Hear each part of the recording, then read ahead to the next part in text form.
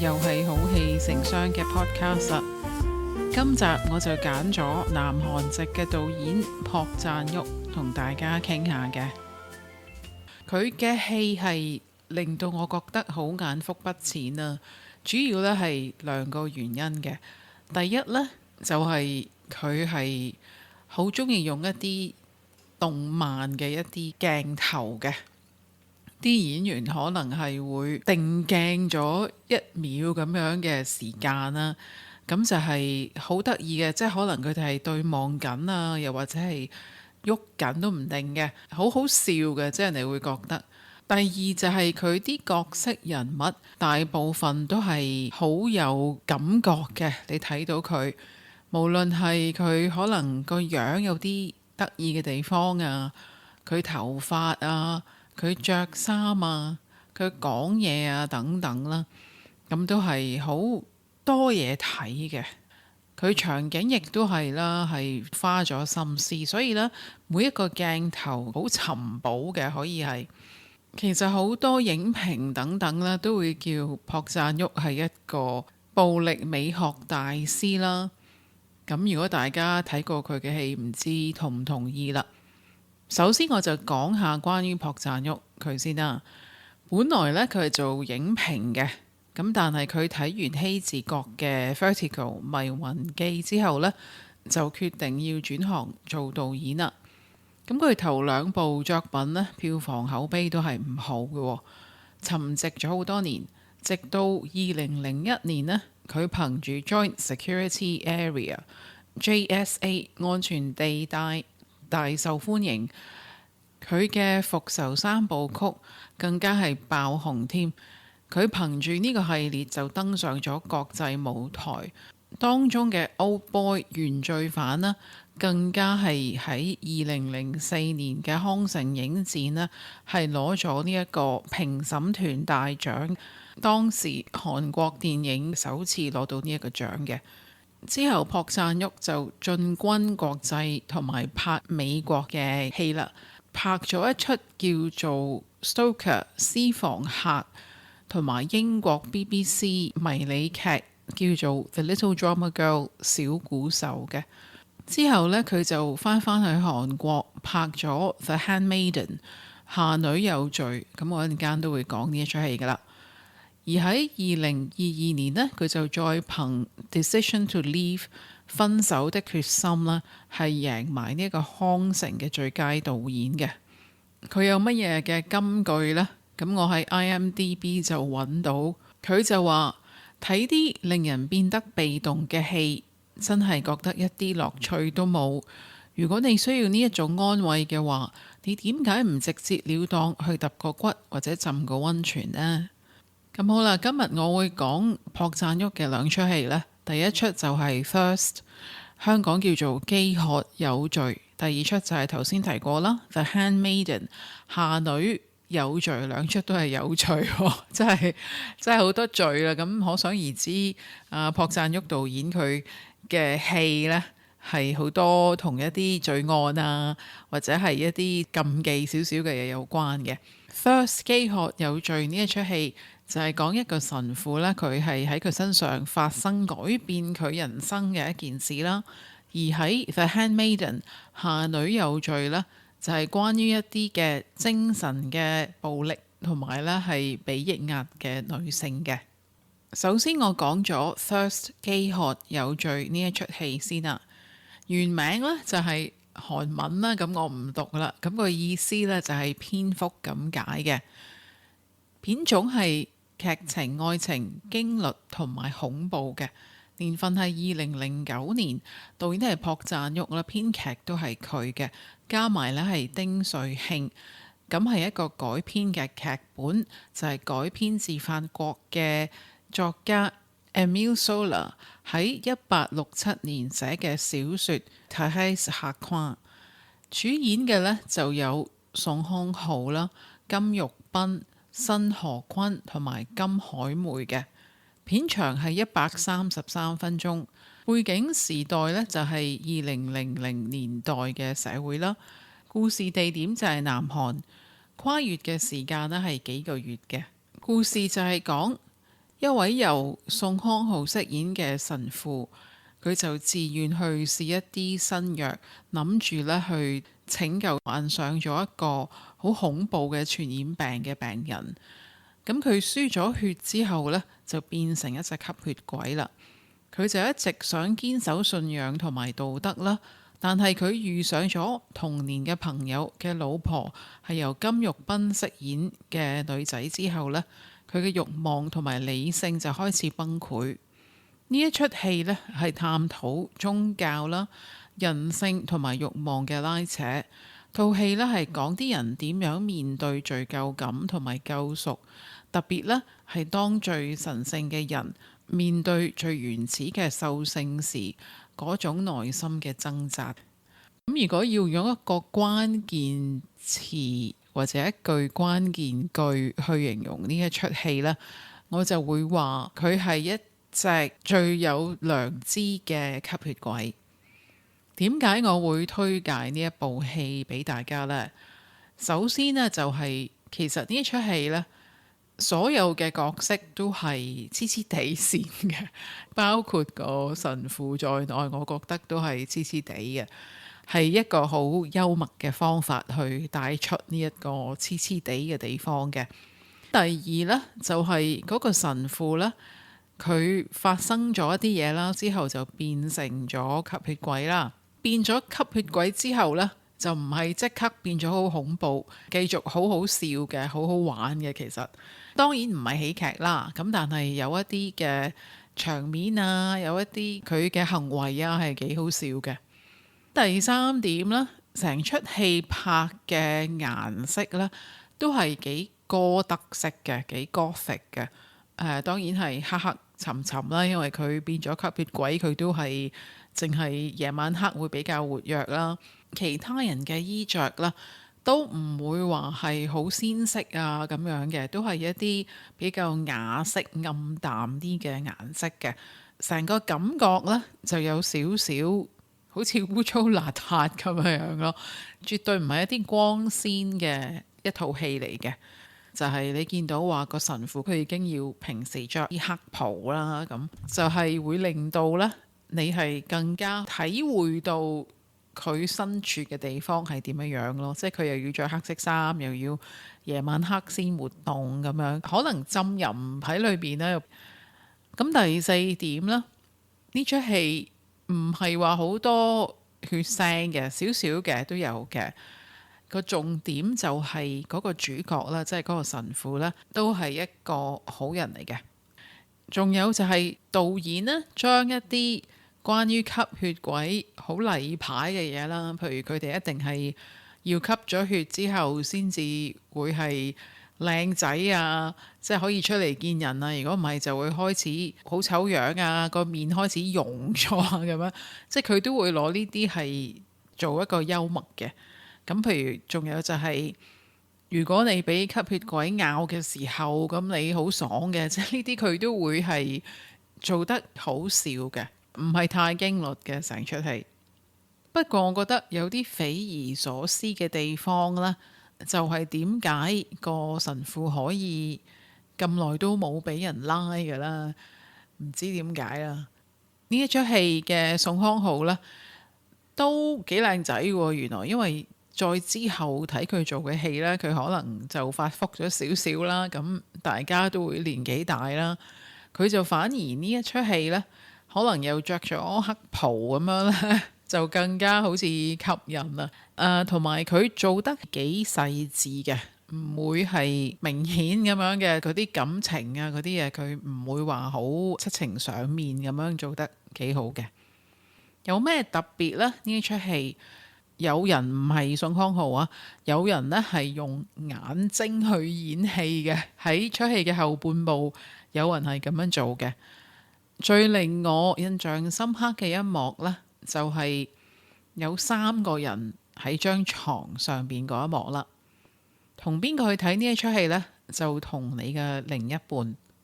評分啦，Rotten Tomatoes 影評人嘅番茄指標呢係有74%嘅，即係番茄夠新鮮。而觀眾呢個爆谷指標呢係81%，即係爆谷夠熱。IMDB 10分為總分係7.1分，我自己嘅評分投入到8.5分，劇本8分，演出7.5分，三項評均呢係8分嘅。咁呢一出戲呢，就喺2009年嘅康城影展呢，就攞到評審團大獎嘅。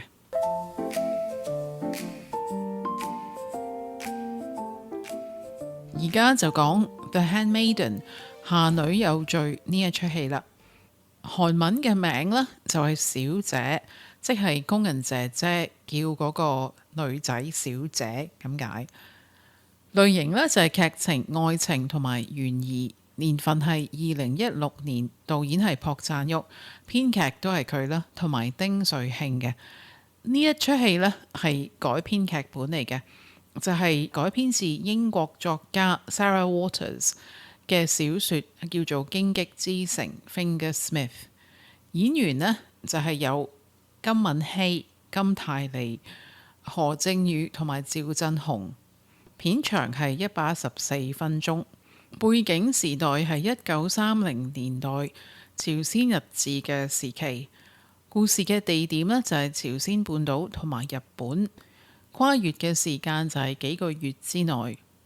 故事呢，就係講一個扒手妹啦，由金泰梨飾演嘅，佢就被安排去到有錢日本小姐由金敏希飾演嘅屋企嗰度做女僕，暗中係協助老千騙子由何正宇飾演啦，去謀取個小姐嘅財產嘅陰謀。套戲呢，係透過好多視角嘅反轉敘事啦，探討咗女性情慾、權力階級、壓迫同埋解放、背叛同埋救贖呢啲主題嘅。如果要用一個關鍵句去形容呢一出戲呢，我就會話翻睇度極高。點解我會推介呢一出戲呢？第一係好吸引人嘅，佢嗰個講故事個方法。主要係分3部分啦。第一部分就係嗰個頭先講個扒手妹去到呢一個日本富家小姐屋企啦，講佢哋兩個嘅關係啦。當然背後呢都會講下少少關於嗰個嘅騙局係咩嚟嘅。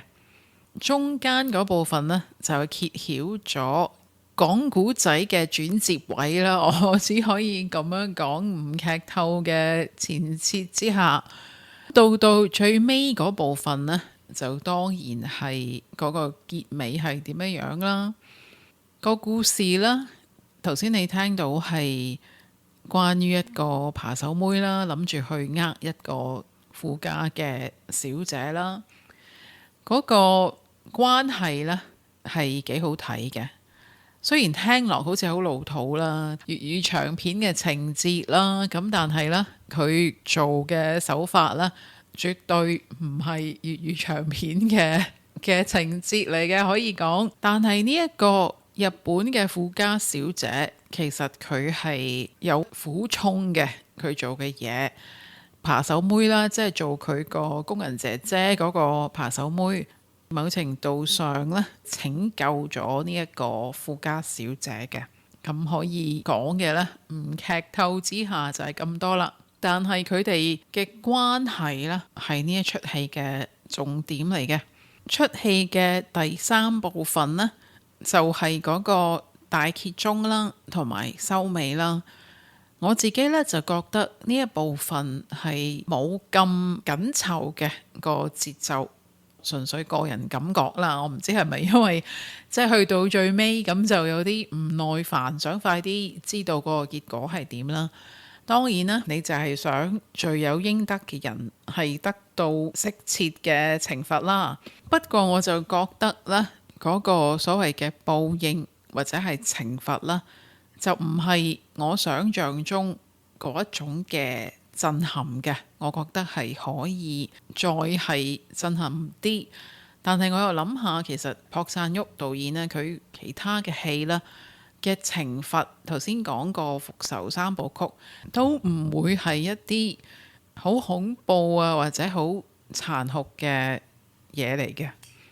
仲有當然係演技啦，我就覺得嗰兩位女主角係做得好好嘅，佢哋係有火花嘅。男演員方面呢，男主角後生嗰位呢都做得 OK 嘅，但係老啲嗰位我就覺得佢係唔知係咪化妝，好似係刻意咁樣令到佢個樣係好奇怪。咁佢都係一個好奇怪嘅人嚟嘅，卑鄙嘅。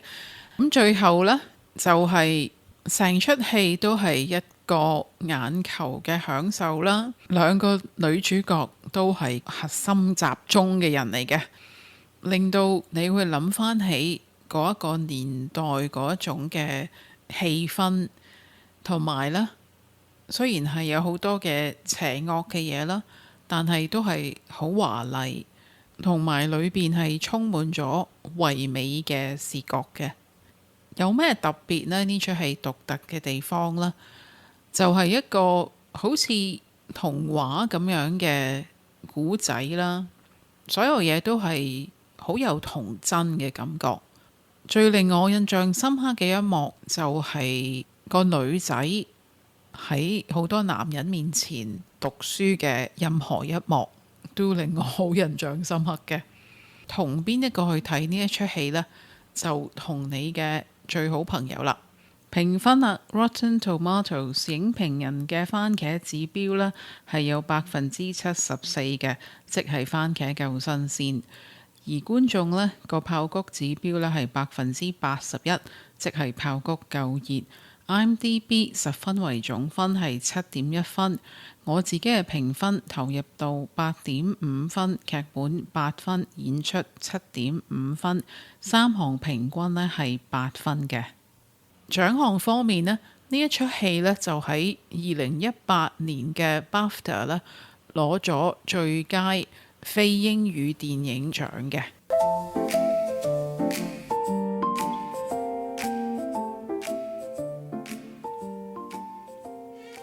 做一個小小嘅總結啦。今日我揀嘅朴贊郁導演嘅兩部戲，共通點就係主角都係幾討好嘅。喺 Thirst 裏邊發生喺個神父身上嘅嘢呢，其實就好似真係將佢打咗落地獄咁啦。但係呢，你都會見到佢係好辛苦咁樣啦，抑壓佢原始嘅一啲慾望嘅。因為佢始終都係一個好人啦。喺 The Handmaiden 裏邊嗰兩個女主角，尤其係嗰個日本嘅富家女啦，係受到好大嘅精神嘅虐待啦。佢哋兩個呢，就要一齊計謀下點樣逃離呢一個被人抑壓、被人虐待嘅困境。唔同嘅地方就係啦。喺 Thirst 裏邊風格係黑色幽默啦，嗰個 vibe 好深沉同埋好 raw 嘅，尤其血嘅顏色係會零舍係深色嘅，我會覺得。另一方面 Handmaiden 呢個風格就係比較諷刺幽默，個 tone 呢就係都係好深沉，但係呢就係好華麗嘅。唔係話好似 Thirst 咁樣係好雅色啊，都係有啲好鮮豔嘅顏色嘅故事感啦。The Handmaiden 亦都係好強嘅。另外我都睇過唔少朴贊郁導演嘅戲啦。如果你係中意佢嘅復仇系列呢，睇下佢點樣去用一個係暴力幽默嘅手法，更加係有一啲嘅動漫嘅拍攝嘅元素嘅啦。咁就當然係2003年嘅《Oldboy 原罪犯》，我會推介你啦。呢出戲呢，就係講一個好平凡嘅男人啦，咁佢就俾人綁咗架，囚禁喺一個密室啦，係15年嘅。佢自由咗之後，佢就要去追查究竟邊一個人去綁架佢，展開咗一場瘋狂嘅復仇故事啦。呢出戲頭先講過啦，喺2004年呢，喺康城係攞咗評審團大獎嘅。如果係你好中意睇一啲復仇嘅題材啦，咁另外一出呢，就係同 Oldboy 幾唔同嘅，就係 Sympathy for Lady Vengeance 親切的金子，2005年嘅。亦都係佢復仇三部曲嘅最後一出戲啦。呢一出戲呢，就同 Old Boy 唔同嘅地方，佢就係一個好優雅嘅復仇嘅，都係黑色幽默。但係因為報仇嗰個人呢係李英愛，大家知唔知李英愛呢？後生啲嘅聽眾，咁我就覺得佢係好家嫂 feel 嘅。佢呢一出戲係破格演出啦，就係講啦，佢係無辜咁樣坐咗冤獄啦，同佢個女呢就係分開咗13年。佢重獲自由之後，就開始去揾陷害佢嘅人，去展開一個報復啦。如果你話想睇一啲新少少嘅朴贊郁導演嘅戲啦，我就會推介《Decision to Leave》分手的決心，2022年嘅。呢出戲就唔係講報復噶啦，佢就係講一個警察呢喺查一宗高山墮谷嘅命案時候呢，認識咗死者嘅好靚嘅遺孀啦，咁就喺反覆盤問佢同埋成日跟蹤佢嘅過程裏邊呢，佢就慢慢中意咗呢一個遺孀嘅。呢出戲嗰個幽默嘅地方呢，就係好曖昧同埋係好尷尬嘅，可以睇下呢一出戲嘅，係同之前復仇系列呢係幾唔同嘅個 tone 同埋個vibe 係輕鬆少少嘅。朴贊郁導演係我其中一個好鍾意嘅導演嚟嘅，佢一有戲上呢，我就好期待㗎喇。佢2025年嘅 No Other Choice 選擇有罪都唔係再講報復㗎喇，而係講人性本質嘅，都係有幽默成分嘅。嚟緊呢，佢喺2027年就會有一出新嘅戲首映啦。呢一出呢，英文呢係叫做 The Brigands of Rattle Creek， 香港呢可能會係譯做雷溪鎮暴徒，係關於報仇嘅咯。又演出嘅有 Matthew McConaughey、Austin Butler、Pedro Pascal 同埋湯唯嘅。今日我就講咗南韓著名導演朴贊郁嘅戲啦，佢有邊一出戲你係最喜歡嘅呢？同埋點解呢？歡迎你喺好戲成雙嘅 Facebook 或者 IG 同大家分享下。下一集我會講一個估佢唔到嘅百變男演員。好啦，今日講到嚟呢度啦，多謝收聽，我哋下一集再見啦，拜拜。